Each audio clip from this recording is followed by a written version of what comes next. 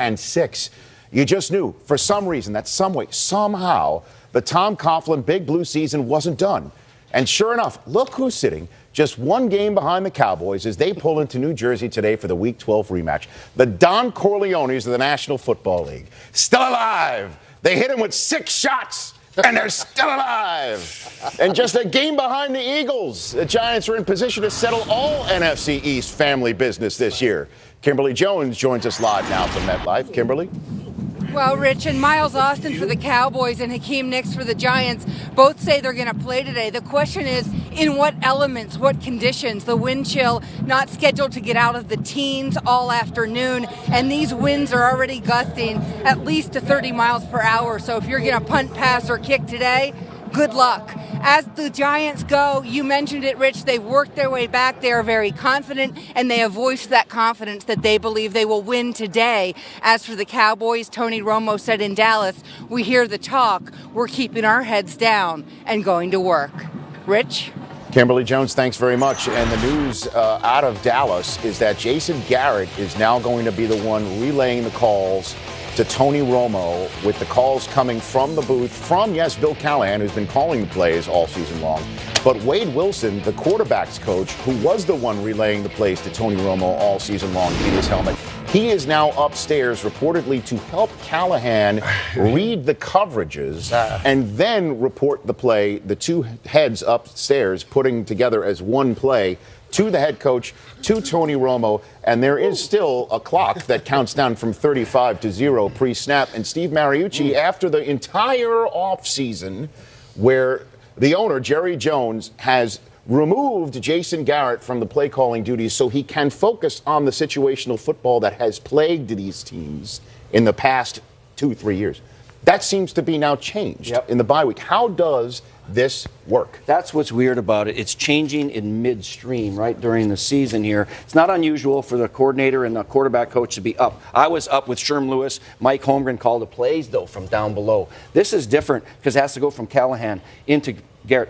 He must want to be in the loop. He must want to be in Tony Romo's ear and say, all right, this is the play, but here's a couple of reminders. And maybe something needed to be fixed. Evidently, they want to change how it was working, and Garrett probably wants to be more involved in the reminders and the coaching of that quarterback with each play. Well, I have to agree with you, Coach. I think there was something that has to be fixed, and that's why Jason Garrett's stepping in here. I mean, when I'm sitting back and watching film every week, I am bored with the Cowboys. I got to turn off my tape. I'm so bored with this offense. It's the same thing over and over and over again. We saw against New Orleans their last game. They threw for 128 yards.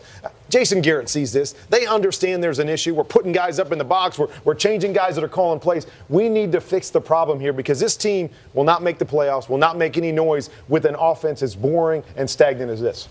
Yeah, and we've seen and we've talked about these guys not being able to run the football.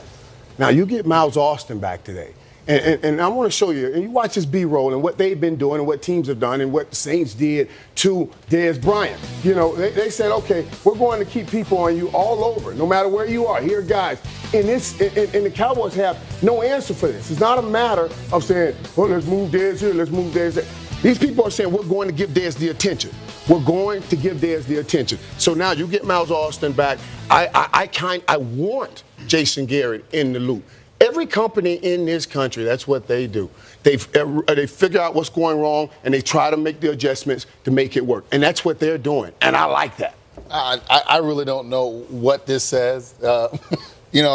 I'm trying to figure it out. Why does the quarterback coach have to go upstairs now, and why does Jason have to call the play to Tony?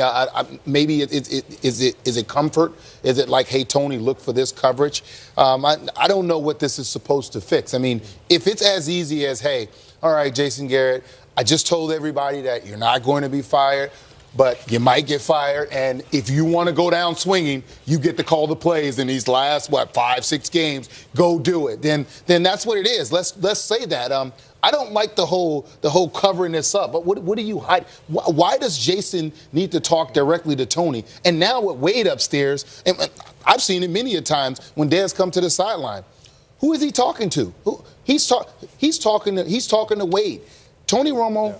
And Wade is sitting down, and Dez is going off on them about adjustments they should make to help get him the ball. Now, I want to know is he going to go sit down? Jason's going to have to sit down with Tony on occasion. Who's gonna watch the pictures, game? And it's going to be quick, and he's going to have to be the head coach, and that's tricky, isn't it? Yeah, you had it with Mike Martz. I've never seen anything where you send your quarterback coach up to the box to check coverages. We've got guys that can go up there and watch coverages. And let me say I need my quarterback coach down there discussing the plays, discussing what happened. Is this an indictment on Callahan? He can't read coverages? I mean, let's really. It's always hard for us to say that, and I don't know. I don't know those. Well, I do know. But he was calling plays. He was calling the boring offense that Kurt was talking about. Does he not believe that Callahan is going to relay? Hey, 3, that's 4. Hey, they're running combo coverage. Is that it? Unbelievable, fellas, that we're even sitting here talking about. I love that I'm on the defensive side of the ball.